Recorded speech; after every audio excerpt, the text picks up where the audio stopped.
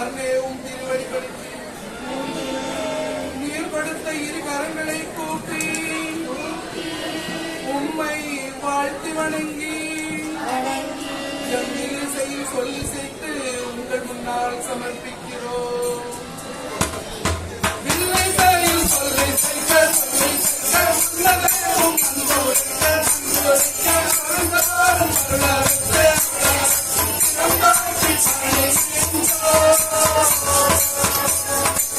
இந்நாள் நமக்கு போனால் நம்முடைய டிஎம்டிபி சோனல் விற்பனை விழாவில் அருள் திரு எலியாஸ் அவர்களை பற்றி வில்லுப்பாட்டின் மூலமாக முட்டைக்காடு திருச்சபைக்கு வரும் வாய்ப்பு கிடைத்திருக்கிறது.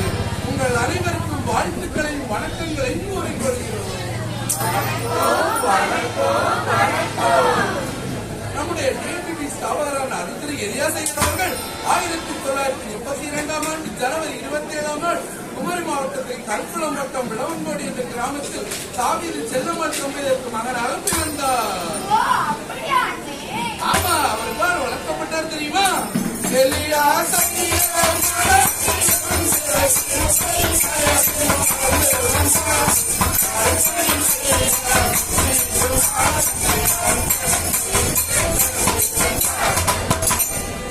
அர்ப்பணிக்காக அவர் அர்ப்பணித்து அவர் என்ன செய்தார் தெரியுமா?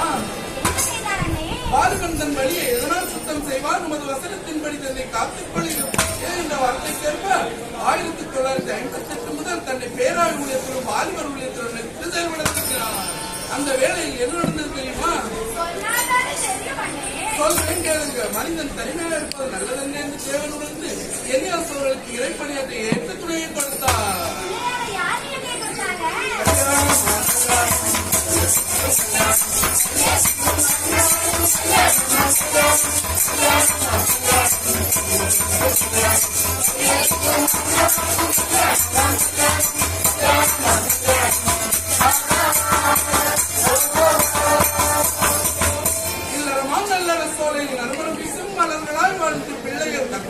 பெரும் சுதந்திரம் என்ற வாக்கின்படி தேவன் 5 பிள்ளைகளை கொடுத்தார்.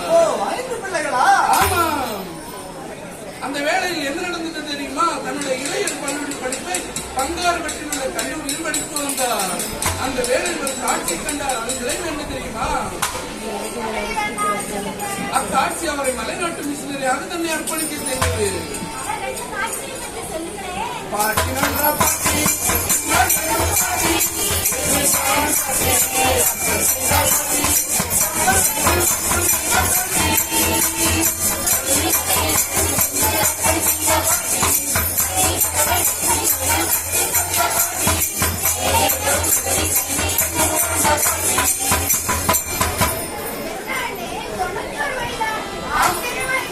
ஆமா, அதுதான் அவரை மலைநாட்டுக்கு அரண்பணியாளராக தன்னை அர்ப்பணிக்க செய்தது.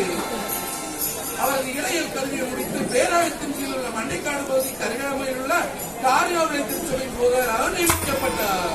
அப்போது என்ன நடந்தது தெரியுமா? 7 பேர் கொண்ட மிஷனரி குழுவை ஆரம்பித்து பேராயர் ஐயார் ஞானதாசன் அவர்கள் மலைநாட்டு தரிசனத்தை பற்றி கூறினார்.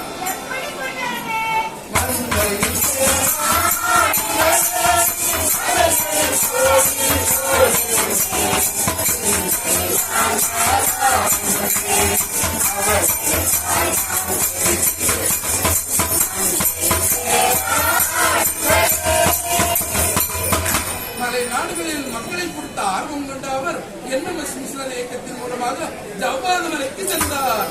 அவர் மட்டுமா சென்றார்? தன் மனைவி பிள்ளைகளையும் அழைத்து சென்றார்.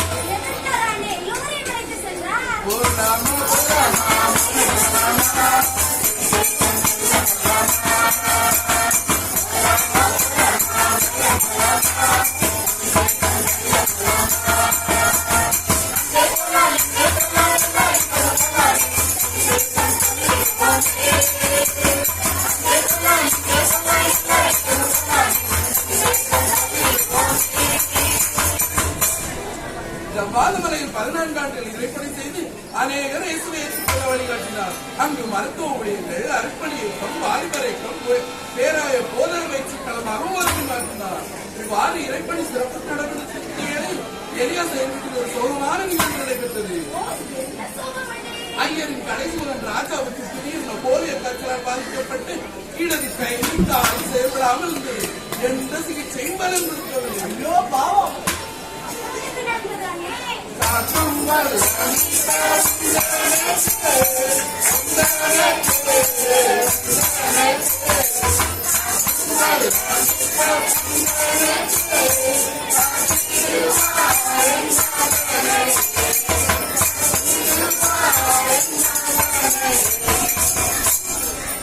என்று விசுவாசத்துடன் ஜெபித்தார்கள். காலை 4 மணி நேரம் வரை என்ன நடந்தது தெரியுமா?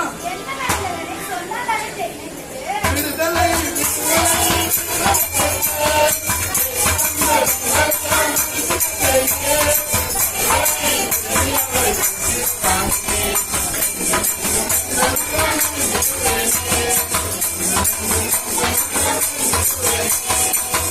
என்று தேவனை மகிமைப்படுத்தினார்கள். ஆண்டவர் தமது ஊழியக்காரர்களை ஒருபோதும் கைவிடுவதில்லை. சோதனையை தாங்கிக் கொள்ளும் போக்கை விட்டுக் கொடுப்பவர் நமது ஆண்டவர். 1924 ஆண்டு கல்வராயன் மலையை குமரி போதர் ராஜர் அவர்கள் வாக்கு சென்றார். அங்கு ஜாகி இருந்தவர் கல்வராயன் மலையின் மக்கள் இதை பற்றி கூறினார். கல்வராயன்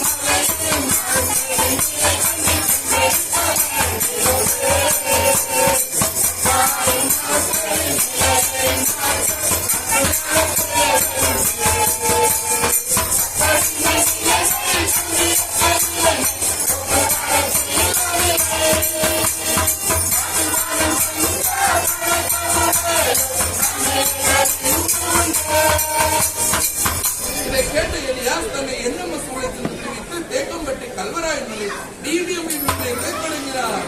அங்கள் மக்களின் கல்வி நிலையை பார்த்தவர் என்ன செய்தார் தெரியுமா?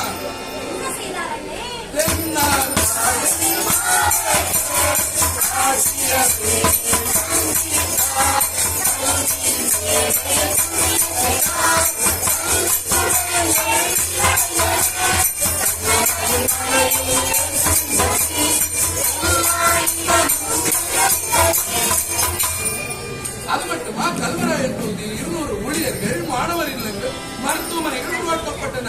1999 தனது 67வது வயதில் டிஎம்இபி எலியாஸ் அவர்களுக்கு ஓய்வு அளித்தது. ஆனால் எலியாஸ் அவர்கள் என்ன செய்தார்கள் தெரியுமா?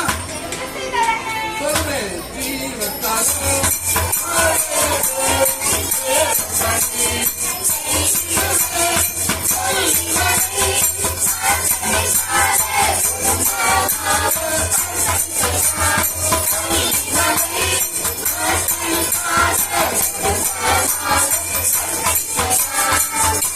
கொல்லிமலையில் டிஎம்இபிக்கு அவராட்சி பணிகள் ஏராளம். இவை அநேகர் இயேசுவை காண உதவி இருந்தது. எலியாஸ் அவர்கள் வாழ்வில் 3 கொள்கைகளை வைத்திருந்தார். அது என்னவென்றால், 1, மலைவாழ் மக்களை போன்று எளிய வாழ்க்கை வாழ வேண்டும். 2, பணம் செய்யும் இடத்தில் போதர்கள் சொத்து சம்பாதிக்க கூடாது. மரணம் வரை மலையில் தங்கி பணிபுரிய வேண்டும் என்ற 3 கொள்கைகளோடு வாழ்ந்தவர் தான் எலியாஸ் ஐயர். எல்லாமே சேர்ந்து வாழ்ந்தவர்களுக்கு அமெரிக்க இயக்கம் நுகத்தை சுமப்பவர் என்ற விருதை வழங்கியது. இதுவரை இயேசுக்காய் உழைத்து மலையிலே மறைத்து அடக்கம் பண்ணப்பட வேண்டும் என்று வாஞ்சி கொண்ட எலியாஸ் ஐயர் தனது 89வது கர்த்தருக்கு நிச்சயடைந்தார். மறுத்தாலும் டிஎம்இபி ஸ்தாபகரான எலியாஸ் அவர்களின் புகழ் இன்றும் பேசப்படுகிறது.